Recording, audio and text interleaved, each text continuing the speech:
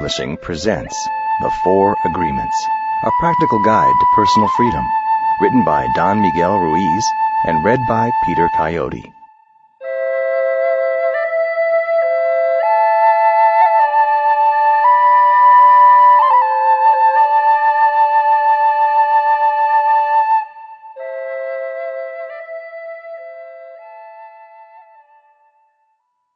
The Smoky Mirror. 3,000 years ago, there was a human, just like you and me, who lived near a city surrounded by mountains. The human was studying to become a medicine man, to learn the knowledge of his ancestors, but he didn't completely agree with everything he was learning. In his heart, he felt there must be something more. One day, as he slept in a cave, he dreamed that he saw his own body sleeping. He came out of the cave on the night of a new moon. The sky was clear, and he could see millions of stars. Then something happened inside of him that transformed his life forever. He looked at his hands, he felt his body, and he heard his own voice say, "I am made of light. I am made of stars." He looked at the stars again, and he realized that it's not the stars that create light, but rather light that creates the stars. Everything is made of light, he said, and the space in between isn't empty. And he knew that everything that exists is one living being, and that light is the messenger of life, because it is alive and contains all information. Then he realized that although he was made of stars, he was not those stars. I am in between the stars, he thought. So he called the stars the tonal, and the light between the stars the nahual. And he knew that what created the harmony in space between the two is life, or intent. Without life, the tonal and the nahual could not exist.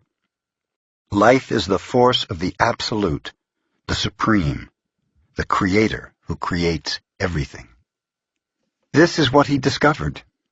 Everything in existence is a manifestation of the one living being we call God. Everything is God. And he came to the conclusion that human perception is merely light perceiving light. He also saw that matter is a mirror. Everything is a mirror that reflects light and creates images of that light. And the world of illusion, the dream, is just like smoke, which doesn't allow us to see what we really are. The real us is pure love, pure light, he said. This realization changed his life. Once he knew what he really was, he looked around at other humans and the rest of nature, and he was amazed at what he saw. He saw himself in everything. In every human, in every animal, in every tree, in the water, in the rain, in the clouds, in the earth. And he saw that life mixed the tonal and the nahual in different ways to create billions of manifestations of life. In those few moments, he comprehended everything. He was very excited, and his heart was filled with peace. He could hardly wait to tell his people what he had discovered. But there were no words to explain it. He tried to tell the others, but they could not understand. They could see that he had changed, that something beautiful was radiating from his eyes and his voice. They noticed that he no longer had judgment about anything or anyone. He was no longer like anyone else. He could understand everyone very well, but no one could understand him. They believed that he was an incarnation of God, and he smiled when he heard this, and he said, "It is true, I am God, but you are also God. We're the same, you and I. We are images of light. We are God." But still, the people didn't understand him.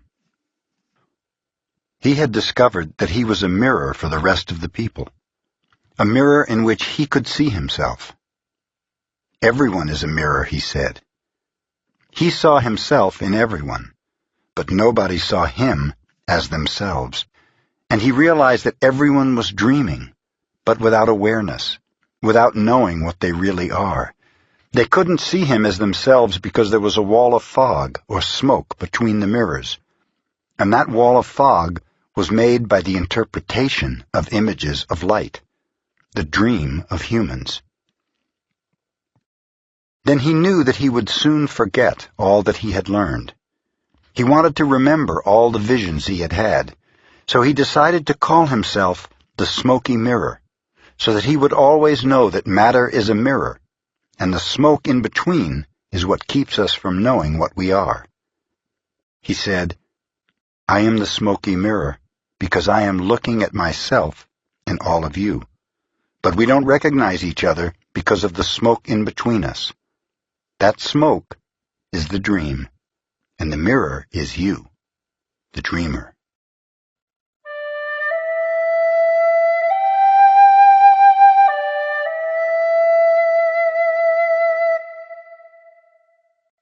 Domestication and the dream of the planet.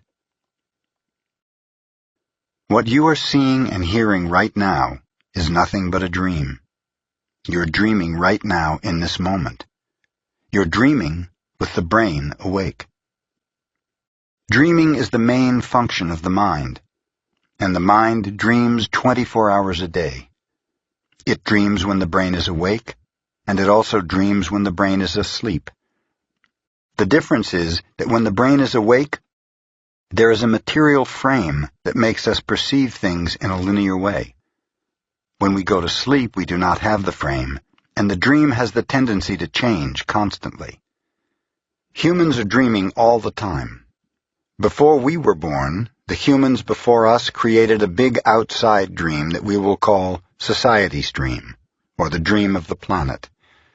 The dream of the planet is the collective dream of billions of smaller personal dreams, which together create a dream of a family, a dream of a community, a dream of a city, a dream of a country, and finally, a dream of the whole humanity. The dream of the planet includes all of society's rules, its beliefs, its laws, its religions, its different cultures and ways to be, its governments, schools, social events, and holidays. We are born with the capacity to learn how to dream, and the humans who live before us teach us how to dream the way society dreams. The outside dream has so many rules that when a new human is born, we hook the child's attention and introduce these rules into his or her mind. The outside dream uses mom and dad, the schools, and religion to teach us how to dream. Attention is the ability we have to discriminate and to focus only on that which we want to perceive. We can perceive millions of things simultaneously, but using our attention, we can hold whatever we want to perceive in the foreground of our mind. The adults around us hooked our attention and put information into our minds through repetition. That is the way we learned everything we know. By using our attention, we learned a whole reality, a whole dream. We learned how to behave in society, what to believe and what not to believe, what is acceptable and what is not acceptable, what is good and what is bad, what is beautiful and what is ugly, what is right and what is wrong. It was all there already, all that knowledge, all those rules and concepts about how to behave in the world. When you were in school, you sat in a little chair and put your attention on what the teacher was teaching you. When you went to church, you put your attention on what the priest or minister was telling you. It is the same dynamic with mom and dad, brothers and sisters. They were all trying to hook your attention. We also learn to hook the attention of other humans, and we develop a need for attention which can become very competitive. Children compete for the attention of their parents, their teachers, their friends. Look at me, look what I'm doing. Hey, I'm here.